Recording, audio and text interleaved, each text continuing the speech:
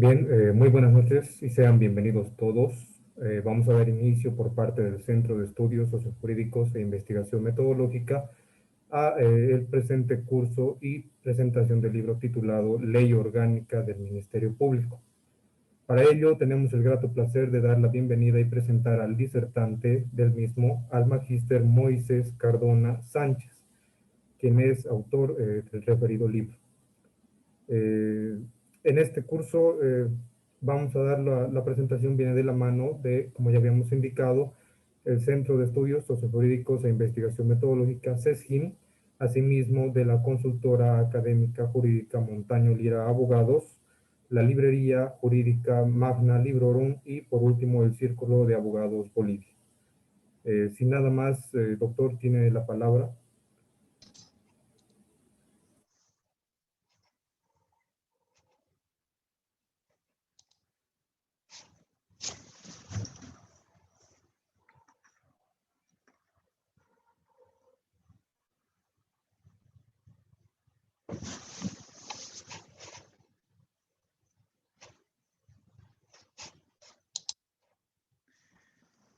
Bien, muy buenas noches. Bueno, el día de hoy vamos a hacer una pequeña introducción de lo que es la ley orgánica del Ministerio Público, las principales funciones de esta entidad del Estado como responsable de la persecución penal y de la defensa de los intereses de la sociedad. No sé si me permiten compartir pantalla, por favor.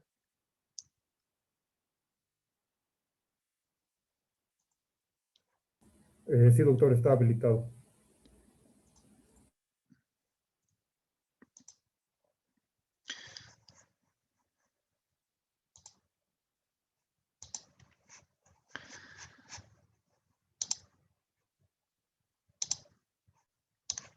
Bien, el Ministerio Público. La ley orgánica del Ministerio Público se trata, en suma, del cuerpo normativo que viene a regular la estructura de esta entidad del Estado. Establece las atribuciones como ente constitucional, también del fiscal general del Estado, que es la máxima autoridad, fiscales departamentales y fiscales superiores y de materia. La ley 260 se promulga el 11 de julio de 2012, es hasta ahora vigente con algunas reformas introducidas por la ley 1173. A su vez viene a derogar la ley 2175, que a su vez también modificaba lo que era la anterior ley del Ministerio Público número 1469 de 19 de febrero de 1993. En cuanto a la naturaleza jurídica, el Ministerio Público es una entidad constitucional que representa a la sociedad ante los órganos jurisdiccionales para velar por el respeto y las garantías constitucionales. Tiene su base constitucional en el artículo 225 de nuestra Carta Magna. En síntesis, es el órgano encargado de la persecución penal. Ello conforme al principio acusatorio, pero para arribar a este concepto es necesario que podamos precisar cuáles son las características del sistema acusatorio. En ese entendido, se tiene que el mismo tiene una finalidad de solución del conflicto derivado del delito. La solución de justicia penal incumbe, por supuesto, al Estado. La dignidad humana es un pilar fundamental del Estado de Derecho. Existe una reserva legal y una reserva judicial de la libertad. Debe primar un derecho a la defensa. Las víctimas tienen derecho a una reparación integral. La investigación debe ser dirigida por el Ministerio Público y la fase central es el juicio oral. Ahora bien, además de lo señalado, se basa en diferentes principios procesales, como la publicidad, la oralidad, la inmediación y la contradicción. El principio acusatorio sugiere que no puede reunirse en una misma autoridad la función de investigar y la función de juzgar. Ello también, conforme lo ha precisado el tratadista Nores Cafferata, para el que señala que el Ministerio Público es el órgano estatal encargado de la persecución penal pública, es decir, de intentar y lograr, si según el derecho constitucional, penal, procesal, corresponde el reconocimiento por parte de los tribunales jurisdiccionales competentes de la existencia del poder penal, es decir, la potestad represiva, la persecución, el jus puniendi del Estado en un caso concreto y la imposición de la sanción que corresponda al culpable. Pero también, si es que acaso no corresponde esta situación jurídicamente, debe concluirse en favor del imputado. La naturaleza del Ministerio Público puede ser ampliamente observada en la vasta jurisprudencia constitucional que se ha desarrollado. Particularmente me permito citar la sentencia constitucional plurinacional 1864, quebrado 2013, así como la 0037, quebrado 2005.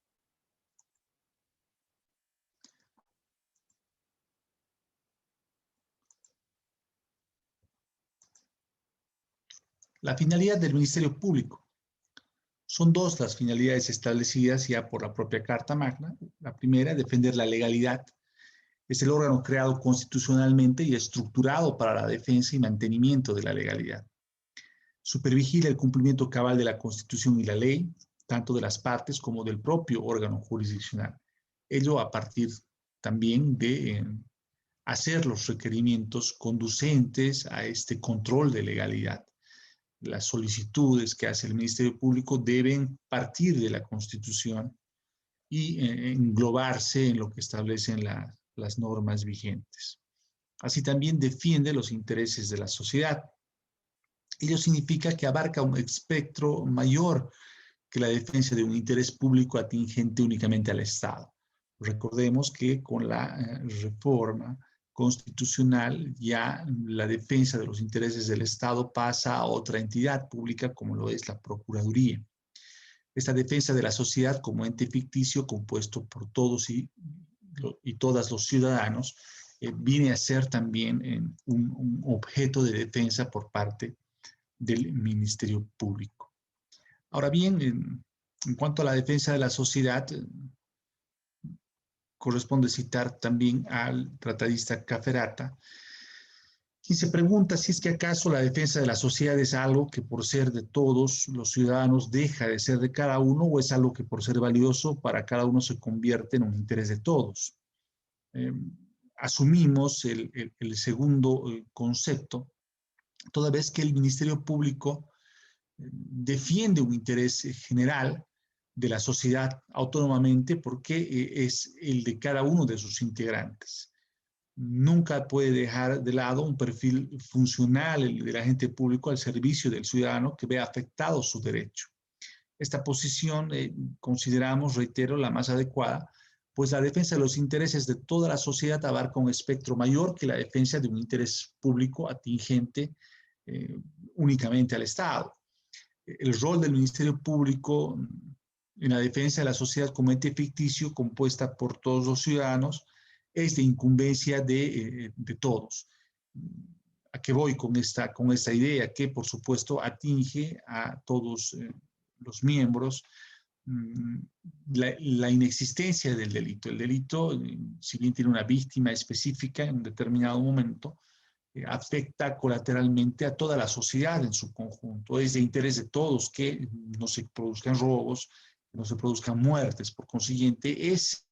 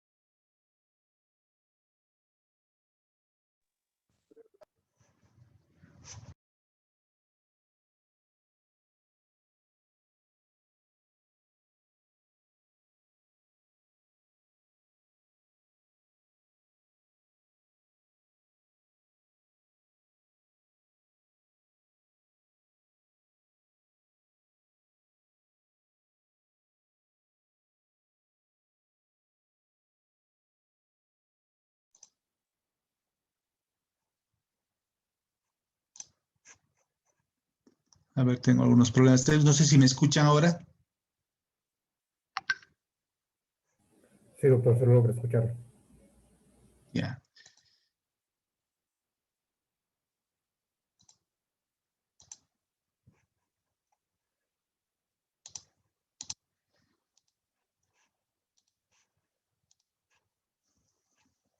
Bien, ahora sí.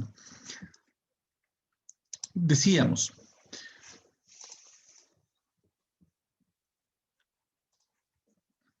el deber, la relación funcional de esa estructura jerárquica obedece a dos consecuencias o tiene dos consecuencias fundamentales. La primera, que es la posibilidad de que el superior controle la actuación del fiscal de cargo inferior del cual es responsable, y el deber de obediencia de los subordinados respecto de aquel. El ejercicio de funciones es ininterrumpido, es decir, se cumple 24 horas al día, los 7 días de la semana, todos los días del año.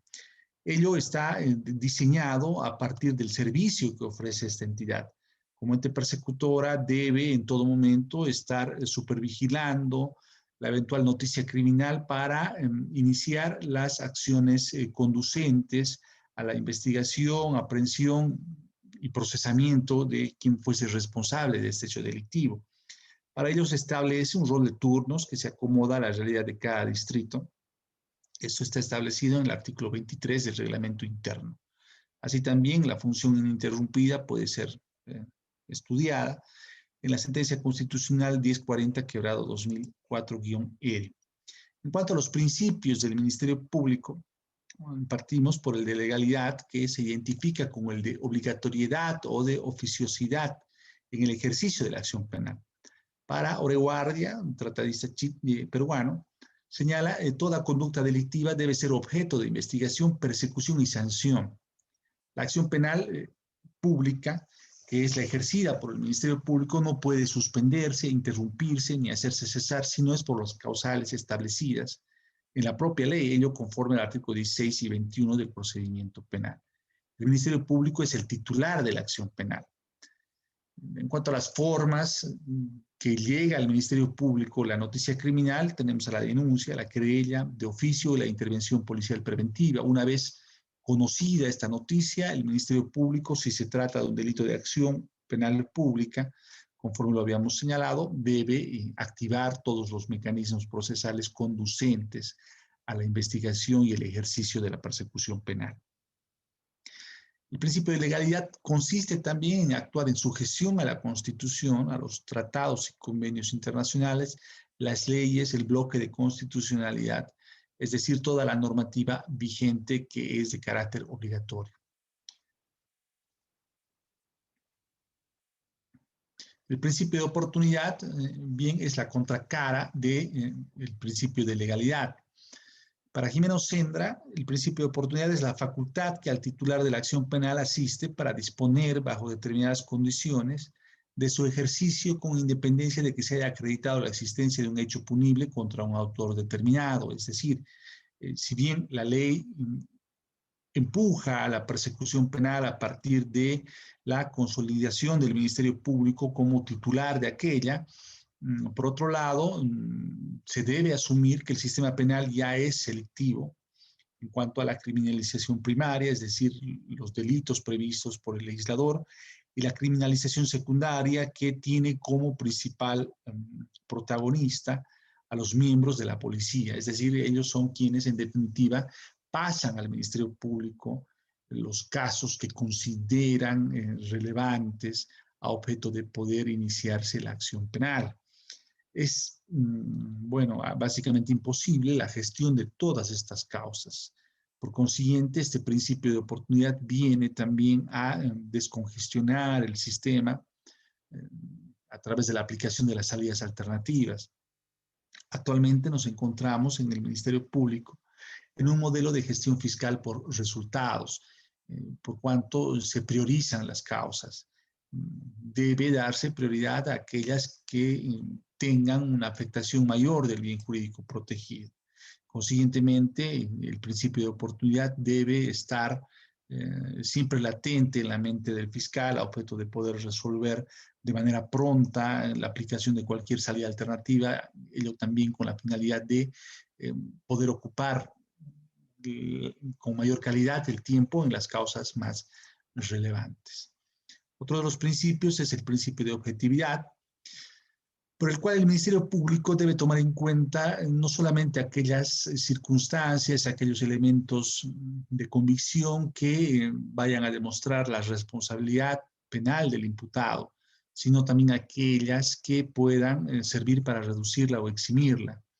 Debe adecuar sus actos a un criterio objetivo, aunque no necesariamente neutral, porque decimos que no es neutral o imparcial como sí lo son los jueces, porque en definitiva el Ministerio Público en toda la etapa de la investigación debe ser objetivo, pero una vez que asume convicción de la responsabilidad penal, debe formular en consecuencia el requerimiento conclusivo acusatorio, y a partir de allí, pues, es obligación del representante fiscal demostrar en los estrados judiciales que la hipótesis acusatoria se sostiene en elementos objetivos de convicción, buscar una sentencia condenatoria. Entonces, en ese momento se quebranta, por supuesto, cualquier neutralidad. Ya no, el Ministerio Público debe buscar elementos de convicción o considerar aquellos que vayan a favorecer al imputado. Pero bueno, con las reformas también se entiende de que esta postura del Ministerio Público frente a la persecución penal también puede sufrir modificaciones aún en la etapa de juicio oral, donde es posible la aplicación de salidas alternativas. Por el principio de objetividad, los fiscales tienen la obligación de investigar y agotar el examen de todas las hipótesis, tanto para la persecución como para la defensa, sin perjudicar ni favorecer a ninguno. Sin embargo, es de conocimiento general que han existido malas prácticas por parte de algunos representantes del Ministerio Público, toda vez que éste se ve a sí mismo como un acérrimo enemigo de la defensa, buscando prioritariamente la detención preventiva. Lo cierto es que ante las conminatorias, la carga procesal, en suma, resulta más sencillo acusar que sobreseer. Por eso es que muchas veces la propia sociedad se pregunta si prima un criterio de justicia o simplemente se trata de construir culpables, de construir culpabilidades. Entiendo que el fiscal, como representante de la sociedad, como defensor de los intereses de la sociedad y de la legalidad, debe en todo momento mantener una postura objetiva. En este entendido, no pudiera cerrarse ante la solicitud de actuaciones defensivas que hayan sido propuestas en apego a los criterios de utilidad, pertinencia, legalidad, pero ello, reitero, a veces no coincide con la realidad, sobre todo en aquellos fiscales que ven este servicio como una pantalla para crecer profesionalmente o finalmente con el objeto de no arriesgarse demasiado, no someterse a procesos, etcétera. Sin embargo, no es lo adecuado ni lo que se busca de esta entidad. En cuanto a la responsabilidad, recordaremos que el Ministerio Público, al igual que cualquier otra entidad del Estado, está sujeta a responsabilidades, siendo estas la administrativa, civil y responsabilidad penal. Ahora bien, el fiscal, más allá de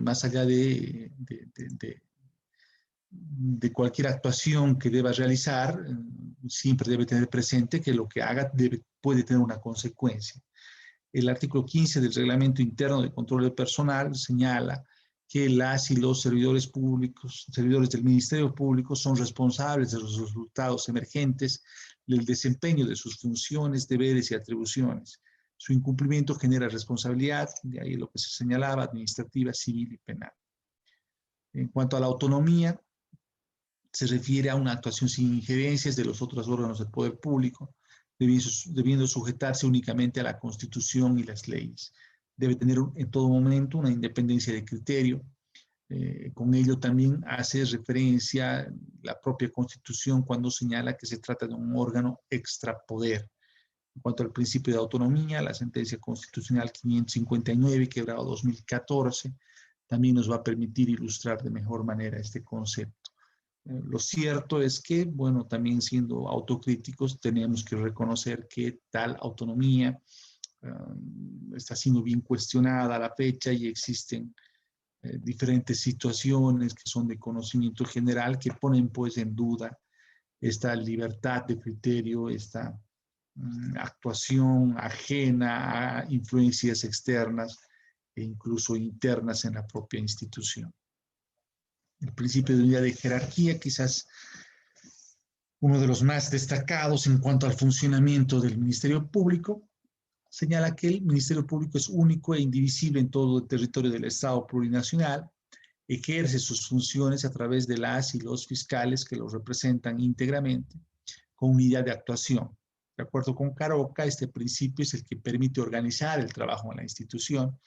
No siempre un fiscal puede asistir a todas las audiencias o no siempre puede estar en todos los actuados que son llevados a cabo por el Ministerio Público. El principio de unidad y jerarquía puede representarse con esta organización piramidal que está a la cabeza del fiscal general del Estado, seguidamente fiscales departamentales, superiores de materia y fiscales asistentes. Esta unidad también permite la actuación en cualquier parte del territorio nacional. No necesariamente el fiscal debe estar asignado al caso, puede suplir en cualquier momento a partir de las instrucciones que también pueda recibir por parte del fiscal de superior jerarquía. Asimismo, esta organización se desarrolla a partir de las instrucciones, circulares, manuales de actuación, protocolos, memorandos específicos, etcétera. Todo un conjunto de instrumentos que permiten el ejercicio de esta jerarquía y la organización de la entidad. En cuanto al principio de celeridad, el Ministerio Público debe ejercer sus funciones de manera pronta, oportuna y sin dilaciones, evitar dilaciones innecesarias. Eso significa que no solo deben cumplirse los plazos procesales, sino los intereses de las partes. Los requerimientos deben ser ágiles y oportunos, buscando siempre la solución del conflicto, es decir, observando también el principio de oportunidad. Entonces, no bastará para dar por cumplido este principio de celeridad que los actuados se desarrollen en el plazo que establece la ley procesal, sino que se realicen de manera oportuna. En cuanto al principio de transparencia, existe una prohibición del desarrollo de cualquier actuado en desconocimiento de las partes, como ocurría en el otro sistema inquisitivo. Asimismo, la disponibilidad del cuaderno de investigación es un imperativo, pues garantiza el derecho a la defensa. También debe haber un control de la sociedad. En algún momento se hizo una propuesta de que todos los instructivos del Ministerio Público incluso puedan estar a disposición de la sociedad en su conjunto, de los abogados y de las partes del mundo litigante. Bien, en cuanto a las funciones del Ministerio Público, ya un poco resumiendo todo lo que hasta aquí hemos podido compartir, cabe indicar que bien, la defensa de la legalidad conlleva lo que ya habíamos indicado, es decir, la oficiosidad con la que debe actuar el Ministerio Público ante el conocimiento de un hecho delictivo. Representa el Ministerio Público exclusivamente a la sociedad, dejando de lado lo que ya habíamos indicado, la defensa del Estado que pasa a manos de la Procuraduría. En cuanto al ejercicio de la acción penal pública como otra de las funciones, la dirección funcional de la investigación y de la actuación policial debe entenderse esta dirección funcional como una función exclusiva y excluyente del Ministerio Público. Es el Ministerio Público quien diseña la estrategia investigativa que es cumplida por el brazo operativo que son los funcionarios policiales. Esta actividad es el pilar fundamental del principio acusatorio que rige nuestro sistema penal, puesto que la investigación está separada de la labor de juzgamiento. Para San Martín Castro, un tratadista peruano, señala que desde la perspectiva de la estrategia de la investigación y la economía de medios, el fiscal debe planear una estrategia que le permita reducir el esfuerzo instructor dentro de los límites razonables, economizando siempre recursos materiales y personales, no solo por razones presupuestarias, sino por darle celeridad también a esta investigación. Asimismo, el fiscal debe en todo momento desarrollar todas las acciones necesarias de manera proba a objeto de poder cumplir con el objeto de la investigación, que es el esclarecimiento de los hechos. Una más de las funciones es la información que debe brindarse a la víctima en todo momento, a objeto de que ésta pueda salvaguardar sus derechos y conocer cuáles las consecuencias del propio proceso, cuáles los resultados del proceso. Esta información a la víctima debe también procurar buscar una solución del conflicto.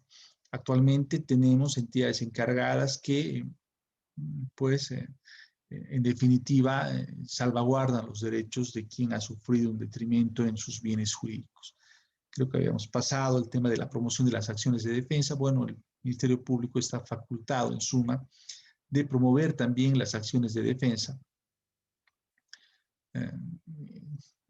según lo prevé el propio Código Procesal Constitucional.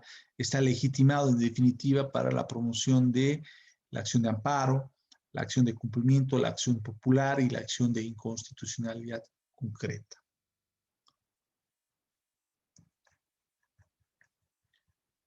En cuanto a otra de las funciones, la información del imputado sobre los derechos y garantías constitucionales que le asisten, bueno, desde un inicio es el fiscal el responsable de transmitirle al imputado, a la persona procesada, cuál es el hecho que se le atribuye, cuáles son los elementos de convicción que hasta el momento se cuentan, sobre todo aquellos que pesan en su contra, así como también periódicamente revisar las condiciones del arresto o de la aprehensión a objeto de evitar la vulneración de derechos y garantías. Esto va de la mano de la otra función, que es el requerimiento de la asignación de un defensor público a aquellos imputados carentes de recursos o también el que se niegue a designar defensor o defensora particular. Requerir a las instituciones encargadas para el efecto la asignación de un abogado estatal a la víctima carente de recursos humanos, que era lo que señalábamos. A la fecha se tiene en plena vigencia la ley número 464, que crea el Servicio Plurinacional de Asistencia a la Víctima. En consecuencia, es posible la asignación de un abogado para esta parte del proceso penal. Velar por el cumplimiento de todas las disposiciones legales relativas a la ejecución de penas, es decir, en lo que concierne a esta normativa. Prestar la cooperación judicial administrativa o investigativa internacional a partir de todos los convenios que ha suscrito nuestro Estado plurinacional y siempre en base a los principios que hacen al derecho internacional público. Intervenir en la intervención, control y asignación de bienes incautados, decomisados o confiscados, es decir, aquellos que son producto del delito, que son de propiedad del delincuente. Toda otra atribución establecida en la ley, que es la ley 260. Bien, hasta aquí me he permitido precisar algunos de los conceptos básicos de lo que hace a la función del Ministerio Público y del fiscal, siendo relevante el cumplimiento de los principios que ya hemos detallado de manera pormenorizada. Eso sería todo lo que me permito transmitirles. Si tienen alguna pregunta, alguna duda, estoy presto a absolverla.